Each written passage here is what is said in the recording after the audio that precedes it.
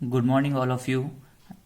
जैसा कि हमने आपको लास्ट वीडियो में कहा था कि जो हमारे नेक्स्ट जो टॉपिक होगा वो राजस्थान के अभिलेखों तथा सिक्कों से और सभ्यताओं से रिलेटेड होगा।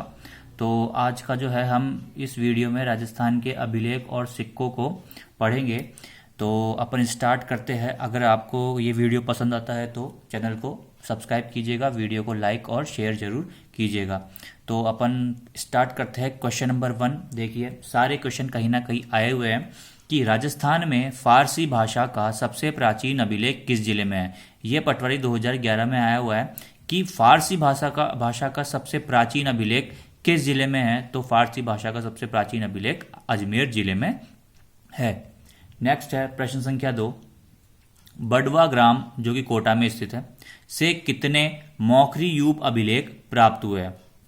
बड़वा गांव जो कि कोटा में है, इससे मौखरी यूप के कितने अभिलेख प्राप्त हुए हैं। तो ये पटवारी 2016 में पूछा गया प्रश्न है। तो जो मौखरी यूप है, हमें 3 मौखरी यूप बड़वा ग्राम कोटा से प्राप्त हुए।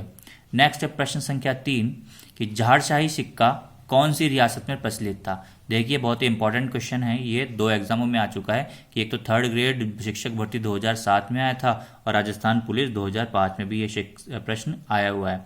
तो जो झारशाही सिक्का है वो आमेर रियासत या जयपुर रियासत में प्रचलित था। देखिए इसी की तरह का एक और प्रश्न पूछा जाता है कि जो तमंचा शाही सिक्का है वो कौन सी रियासत में प्रचलित था। तमंचा आप लोग जानते हैं, बंदूक को बोलते हैं। तो तमंचा शाही सिक्का जो था वो धौलपुर रियासत में प्रचलित था।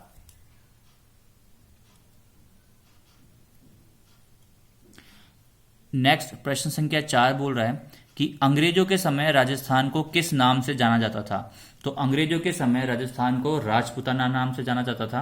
अब देखिए ये प्रश्न पहले भी कई बार आ चुका है और ये जो है एसआई 2007, एलडीसी 2011 और राजस्थान पुलिस 2014 में ये प्रश्न आ चुका है कि जो राजपूताना था यह नाम जॉर्ज थॉमस ने सन 1800 ईस्वी में दिया था। तो इसको याद रखिएगा, ये बहुत इंपॉर्टेंट प्रश्न है। राजपूताना नाम से अंग्रेजों के समय जाना जाता था और ये नाम जॉर्ज थॉमस ने 1800 ईस्वी में दिया था। नेक्स्ट है प्रश्न संख्या 5, ये भी बहुत इंपॉर्टेंट है कि राजस्थान नामकरण किसने अपनी पुस्तक में किया। जो राजस्थान था उसका नामकरण जो है वो किसने अपनी पुस्तक में किया था। तो देखिए जो राजपूताना था उसका नाम राजस्थान कर्नल जेम्स टॉड ने किया था और उस पुस्तक का नाम था annuls and activities of Rajasthan, जो कि 1835 में लिखी थी। तो इस चीज को याद रखिएगा, इन्होंने दो किताबें लिखी थी। तो अपन जब इनके बारे में पढ़ेंगे तो उस दूसरी किताब का नाम भी पढ़ेंगे। तो जो पुस्तक थी annuls and activities of Rajasthan जो कि 1835 में पब्लिश हुई थी, तो उस पुस्तक में इन्होंने राजपूताना का नाम राजस्थान दिया था। किसने दिया था? कर्नल जेम्स टॉड ने। और इसीलिए जो है इन्हें राजस्थान के इतिहास का जनक भी कहा जाता है। ये जो प्रश्न है ये ग्रेड शिक्षक भर्ती 2016 में पूछा गया है।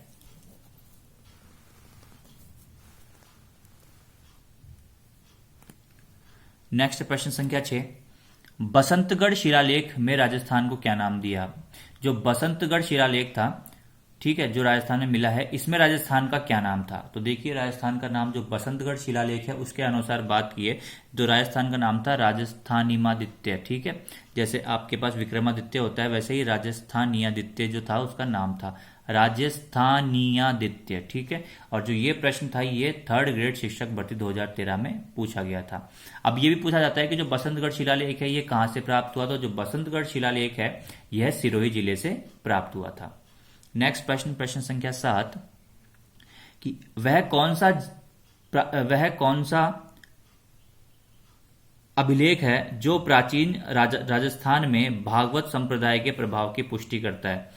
तो आपसे ऐसे बात कर रहा है कि वह कौन सा प्राचीन अभिलेख है जो पुराने राजस्थान में, मतलब वो अभिलेख कौन सा है जो प्राचीन राजस्थान में भागवत संप्रदाय के प्रभाव की पुष्टि करता है। तो जो भागवत संप्रदाय है उसका जो इफेक्ट था उसके प्रभाव की पुष्टि करने वाला अभिलेख कौन सा है। तो उस अभिलेख का नाम है घोसुंडी अभिलेख। और इसके बारे में क्या पूछा जाता है कि यह जो अभिलेख है यह संस्कृत भाषा में लिखा हुआ है और जो चित्तौड़गढ़ है वहां से ये प्राप्त हुआ है। ये जो प्रश्न है ये इंपॉर्टेंट, देखिए RAS 2016 में पूछा गया प्रश्न है। नेक्स्ट है कि अभिलेखों के आधार पर राजस्थान में 8वीं से 12वीं शताब्दी के मध्य किस देवता की सर्वोच्च रूप से पूजा की जाती थी? जो 8वीं से 12वीं शताब्दी के मध्य है, अभिलेखों के अकॉर्डिंग बताना है कि राजस्थान में किस देवता की पूजा की जाती थी। तो अभिलेखों के अकॉर्डिंग आधार पर 8वीं से 12वीं शताब्दी के मध्य जो राजस्थान है उसमें भगवान शिव की पूजा की जाती थी। नेक्स्ट है प्रश्न संख्या 9। देखिए इंपॉर्टेंट, कि वह कौन सा अभिलेख है जो महाराणा कुंभा के लेखन पर प्रकाश डालता है। मैंने आपको पहले ही बताया था कि जो महाराणा कुंभा थे ये खुद एक कला प्रेमी थे, ठीक है। तो महाराणा कुंभा के लेखन पर कौन सा प्रकाश डालता है, यह कौन सा अभिलेख है? तो उस अभिलेख का नाम है कीर्ति स्तंभ अभिलेख, ठीक है। और जो यह स्तंभ था ये 1960 में लिखा गया और चित्तौड़गढ़ में है, आप जानते हैं।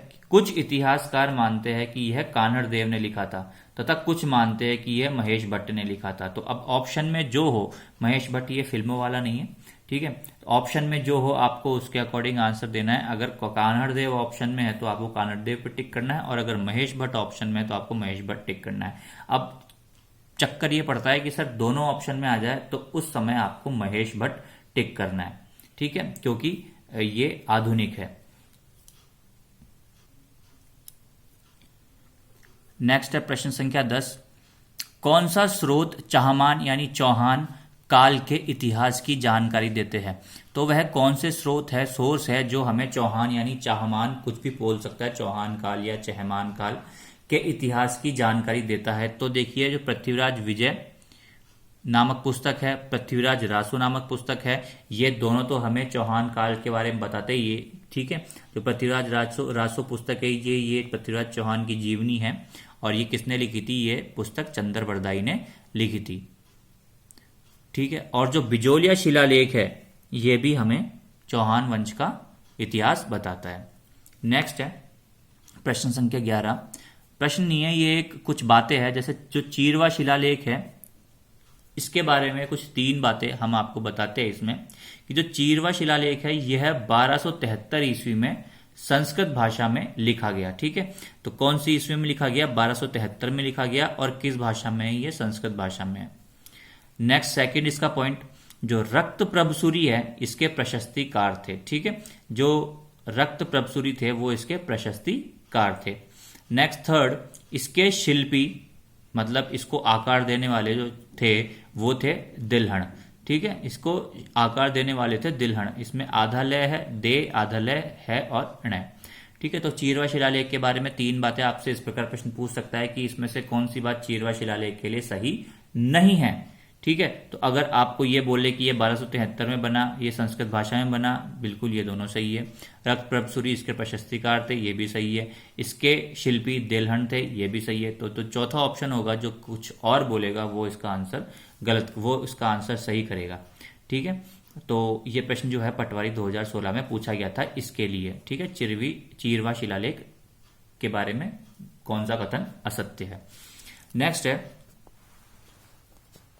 प्रश्न संख्या 12। देखिए, राजस्थान में प्राप्त सबसे प्राचीन सिक्के कहलाते हैं। तो राजस्थान में जो सबसे प्राचीन सिक्के मिले हैं ये क्या कहलाते हैं? तो राजस्थान में प्राप्त सबसे प्राचीन सिक्के आहत सिक्के कहलाते हैं। यह प्रश्न पटवारी 2016 में पूछा गया था। नेक्स्ट प्रश्न संख्या 13।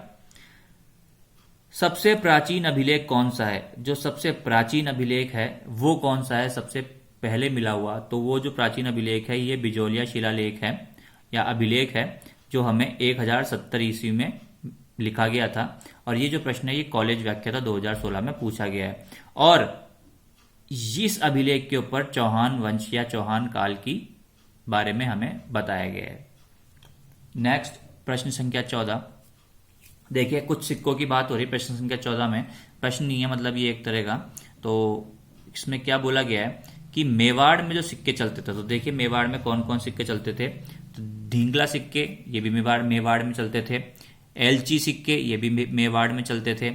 भीड़रिया सिक्के ये भी मेवाड़ में चलते थे।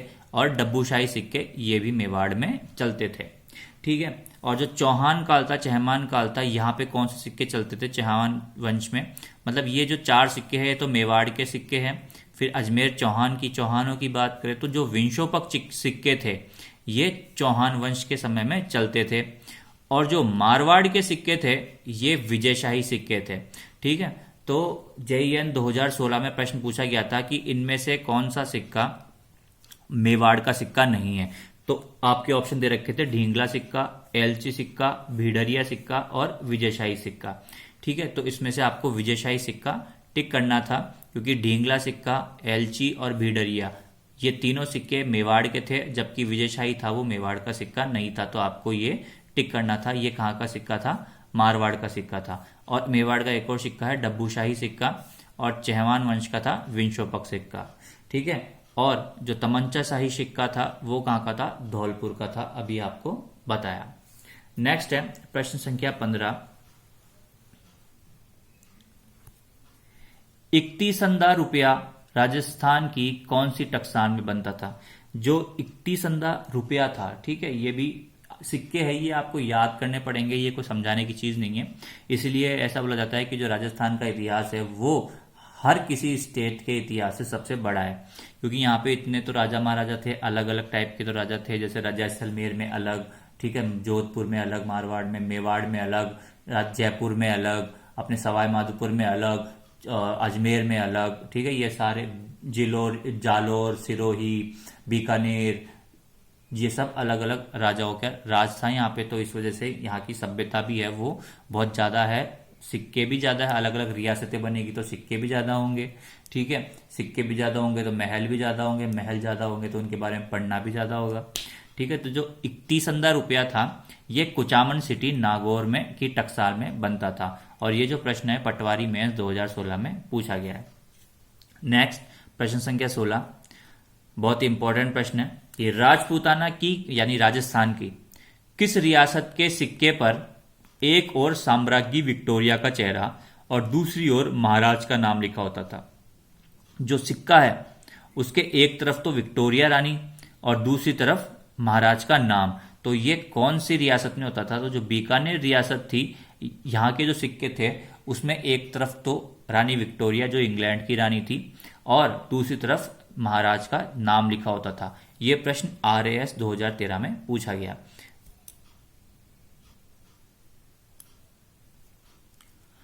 नेक्स्ट प्रश्न संख्या 17 पूछ रहा है कि राजस्थान में किन राजाओं के सिक्के नलियासर, बैंसठ तथा नगरी में प्राप्त हुए? नगरी एक जगह का नाम है, ठीक है ना।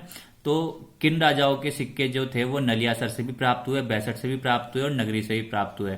तो जो यूनानी राजा थे, ठीक है, प्रश्न को ढंग से समझना, जो यूनानी राजा थे इन राजाओं के सिक्के राजस्थान की नलियासर, बैंसठ तथा नगरी वाली जगह से प्राप्त हुए।